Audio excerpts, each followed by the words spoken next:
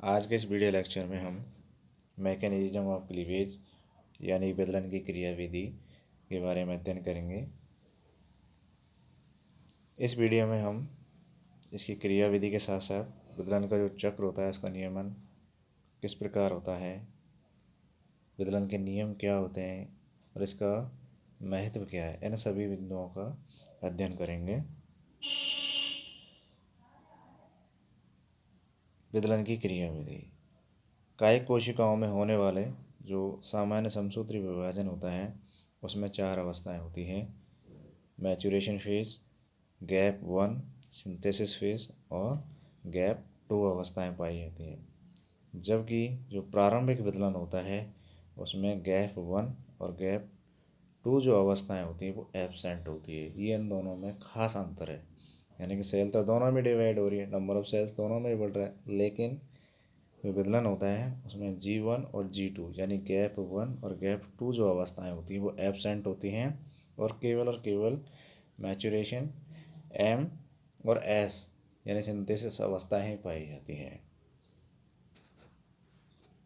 Regulation of cleavage कोशिकाओं में DNA का संश्लेषण तथा कोशिका विभाजन को प्रेरित करने वाले जो कारक होते हैं वो कहलाते हैं मैचुरेशन प्रोमोटिंग फैक्टर MPF कहलाते हैं, जो निषेचन के उपरांत विदलन की M और S यानी मैचुरेशन और सिंथेसिस जो साइकिल होती है उसको नियंत्रित करने का कार्य करते हैं। ये कारक विशिष्ट प्रकार के प्रोटीन होते हैं, वो ये प्रोटीन ही इस चक्र को रेगुलेट करते हैं, यानी ये विशिष्ट प्रकार की जो प्रोटीन होती है ये इन अवस्थाओं का नियमन करती हैं।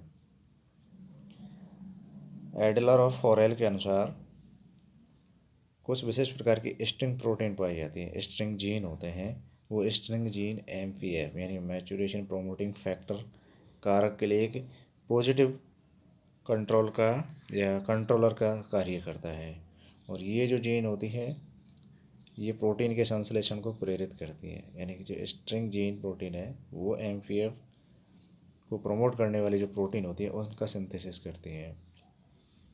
स्ट्रिंग प्रोटीन का निर्माण DNA से निर्मित होने वाले mRNA के द्वारा किया जाता है, और ये प्रोटीन कोशिका को विभाजन के लिए प्रेरित करता है।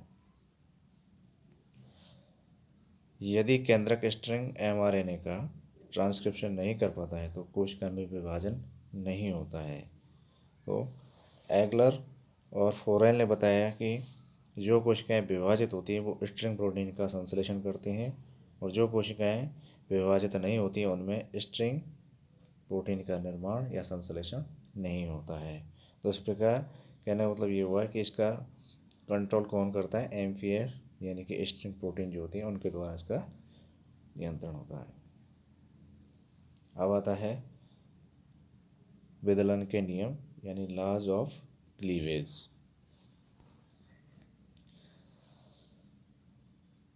भिन्न भिन्न जंतुओं के समूह में ये जो अंडे होते हैं उनमें विदलन का अध्ययन करने पर यह निष्कर्ष निकाला जा सकता है कि विदलन कुछ विशेष नियमों या सिद्धांतों के द्वारा होता है, और विदलन के कुछ सामान्य नियम हैं जो कई प्रकार के भ्रूण वैज्ञानिक एम्ब्रियोलॉजिस्ट ने प्रतिपादित किए हैं। उनमें सबसे पहला जो नियम आता है वो नियम है सेक्स का नियम। सैक ने 1877 में बताया कि विदलन के दौरान कोशिकाओं में समान पुत्री कोशिकाओं में विभाजित होने की प्रवृत्ति पाई जाती है। सैक ने क्या बताया कि जो विदलन होता है उसके दौरान जब कोशिकाएं विभाजित होती हैं तो 2 डॉटर सेल्स होती हैं, 2 समान पुत्री कोशिकाओं का निर्माण होने की प्रवृत्ति पाई जाती है। प्रत्येक नए विभाजन की विदलन खांच अपने से पहले वाली जो विदलन तल है उसके 90 डिग्री पर विभाजित भ्रूण को गोलीय आकृति में रखने की प्रवृत्ति पाई जाती है, यानी कि पहला जो विभाजन है जब नेक्स्ट विभाजन करेगा तो जो विभाजन हो रहा है वो 90 डिग्री पर होगा। ठीक है। दूसरी बात क्या होगी कि जो भ्रूण होगा उसकी आकृति को गोलीय बनाए रखने की प्रवृत्ति भी उसमें पाई जाएगी। तो ये 2 नियम सैक्स ने प्रतिपादित किए थे। अब आता है हर्टविग का नियम। ये क्लीवेज का सेकंड नियम है।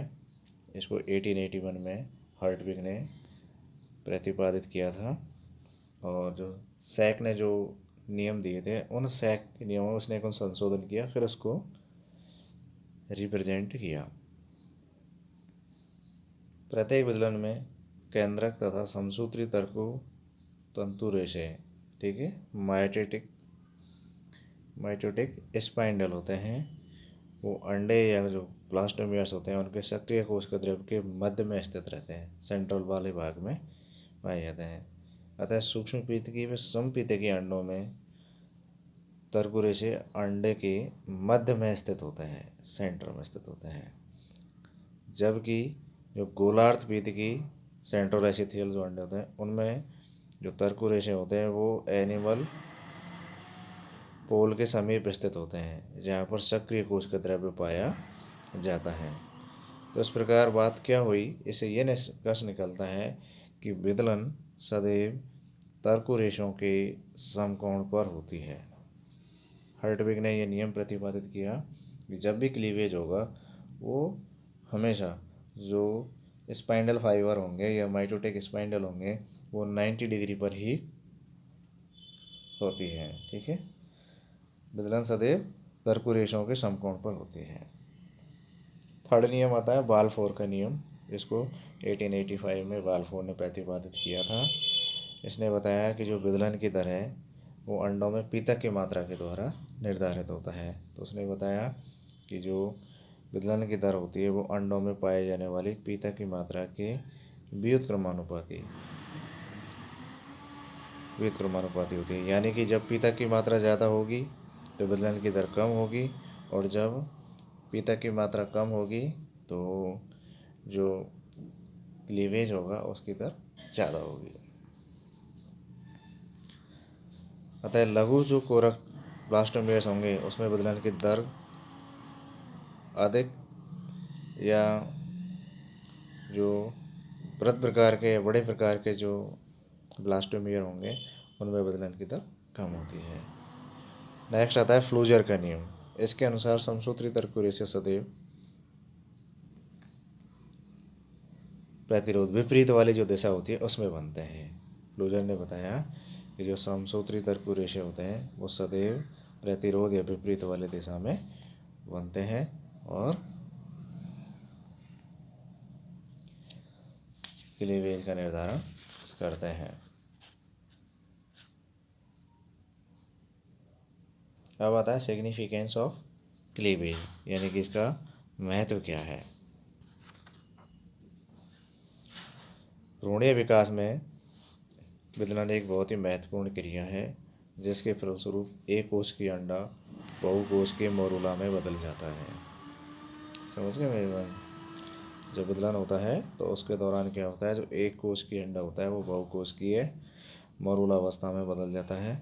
इसके कुछ विशिष्ट महत्व है, इनको हम नीचे देखते हैं। विदलन के परिणाम स्वरूप युग्मनज बहुकोश के भ्रूण में रूपांतरित हो जाता है। पहला इम्पोर्टेंस तो क्या हो गया, एक कोशिका से बहुकोश के भ्रूण बन रहा है। दूसरा कि जो भ्रूणीय अंग होते हैं उनके निर्माण हेतु पूर्व निर्धारण की प्रक्रिया, यानी कि अंग किस प्रकार का अंग बनेगा उसका पूर्व निर्धारण विदलन की क्रिया के दौरान हो जाता है। तीसरा पॉइंट आता है कि विदलन के दौरान जो कोरक गुहा होती है उसका विकास, यानी ब्लास्टोसील जो रहती है उसका डेवलपमेंट भी विदलन की क्रिया के दौरान होता है। कोरक गुहा का निर्माण विदलन की क्रिया के दौरान होता है। क्लीवेज के परिणाम स्वरूप कोरक यानी ब्लास्टूला का निर्माण होने की तैयारी प्रारंभ हो जाती है, यानी मोरूला फिर ब्लास्टूला की अवस्था आती है। तो यानी कि उसका निर्माण या उसके जो निर्माण की तैयारियां हैं वो विदलन की क्रिया के दौरान ही हो जाती है। तो ये है विदलन का महत्व, सिग्निफिकेंस ऑफ क्लीवेज।